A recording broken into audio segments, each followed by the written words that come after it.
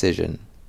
The general consensus was that Ngannou had won. The guy who's got behind his jab, or the guy that's landed the eye-catching right hand and looks like he's hurt the opponent. It's subjective. Me, myself, I like to see a big right hand land. Comparison between the boxing skills at the top of the UFC and world boxing was a fight between Kubrat Pulev and Frank Mir. On that occasion, Mir was brutalized inside 2 minutes. It would be true to say that Mir's skills on the ground are his best asset.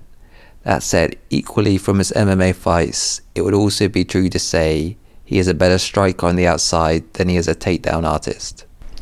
When you consider that Pulev is often ridiculed by boxing fans and known as much for his eccentric antics as his fights, and that Ngannou, whilst being a better striker than Mir, had been outstruck in some of his MMA fights, placing Ngannou as a major underdog was a reasonable position. Inter Muay Thai champion Samak Payakaroon debuting against a former world champion, but then that's not quite the reigning world champion. On an abstract level, this in some way reminds me of George Foreman's comeback, in the sense that it challenges some people's perception of what is physically possible.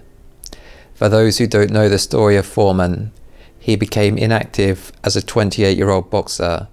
Though never officially retiring, he didn't fight for 10 years.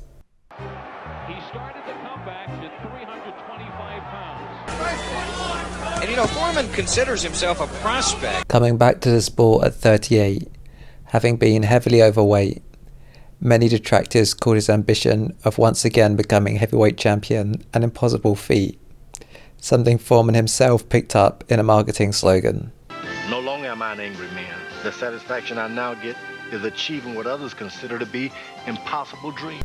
Who was nursed from the crib to do one job like Floyd Mayweather or Tiger Woods.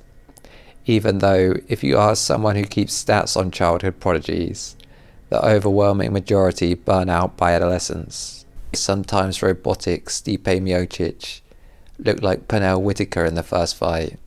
In the second fight, he produced a peach of a knockout. If you then factor in that he has had 21 months to focus on boxing after his last MMA fight, you could expect him to do better, but probably not this well. Going forward from here, I'm neutral on who I'd like to see Ngannou fight next, but let me know in the comments who you would like to see him in there against.